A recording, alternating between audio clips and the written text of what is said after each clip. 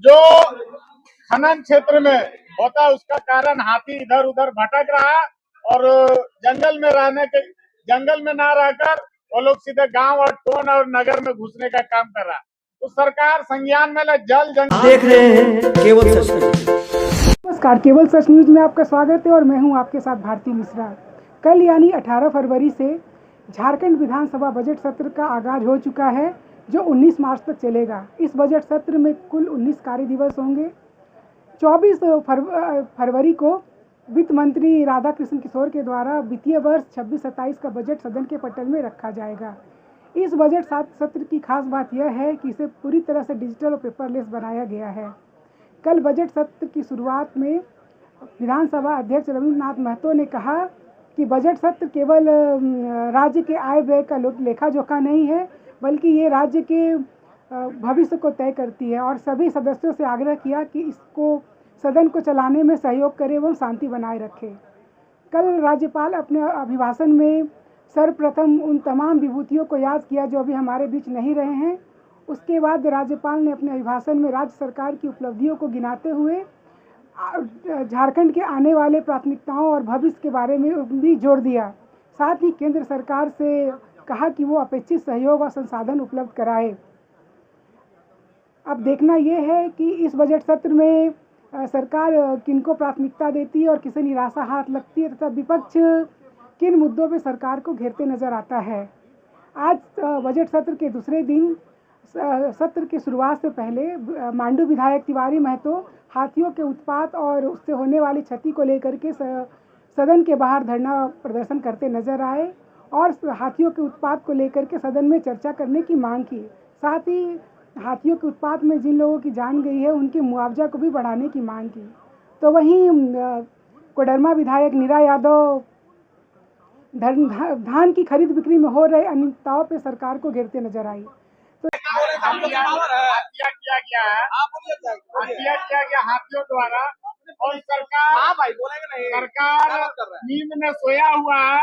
अभी तक हाथियों का खोज खबर में है। सोचिए कि इतना बड़ा हाथी है, ये लोग अगर क्रिमिनल गुंडा को कैसे खोजेगा। हाथी 5-5 दिन तक गायब हो जाता है। वन विभाग के लोग बोलता है कि हाथी गायब हो गया, मिल नहीं रहा है, और निकलता है तो लोग सीधे जान और माल का तुरंत नुकसान भी करता है। सरकार से आग्रह है कि हाथियों के विषय पे चर्चा करें सदन में, और मुआवजा जो 4 लाख दिया जाता था उसको 20 लाख किया जाए, और जो गरीब परिवार के लोग को होता है उसमें नौकरी दिया जाए। और सरकार हाथियों पे जो खनन गलत ढंग से आप लोग देखते होंगे, कोयला चोरी, लोहा चोरी और रात में ब्लास्टिंग, जो खनन क्षेत्र में होता है उसका कारण हाथी इधर उधर भटक रहा है और जंगल में ना रहकर वो लोग सीधे गांव और टोन और नगर में घुसने का काम कर रहा है।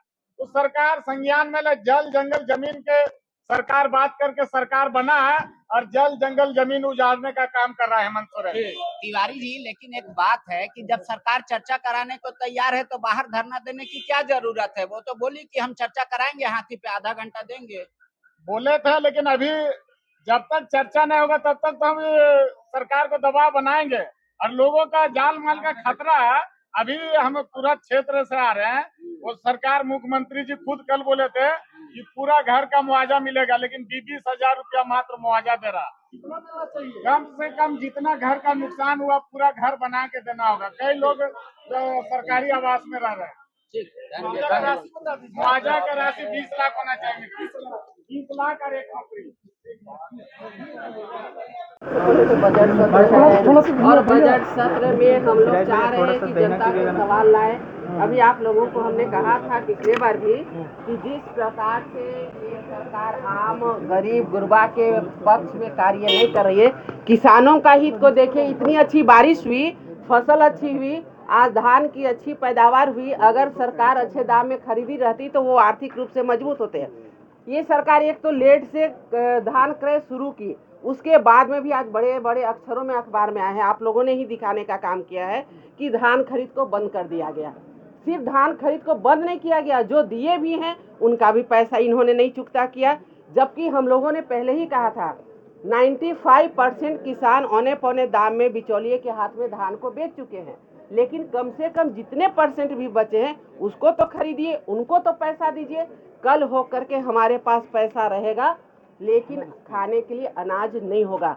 आज ये सरकार जिस तरह से कार्य कर रही है, लोगों को आज बेचना पड़ रहा औने पौने दाम में, क्यों किसान मेहनत करेंगे? तो आज ये सरकार कहीं न कहीं जो झारखंड की भयावह स्थिति हो रही है उसे और आगे बढ़ाने के लिए तैयार हो रही है।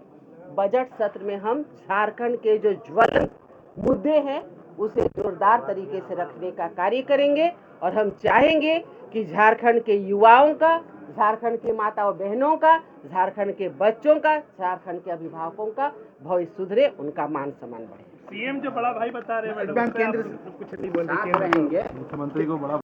अब देखते हैं कि इस बजट सत्र में सरकार किन वर्गों को प्राथमिकता देती है और किसे निराशा हाथ लगती है, और साथ ही विपक्ष अपनी भूमिका कैसे निभाता है और सरकार को किस मुद्दे पे घेरते नजर आता है।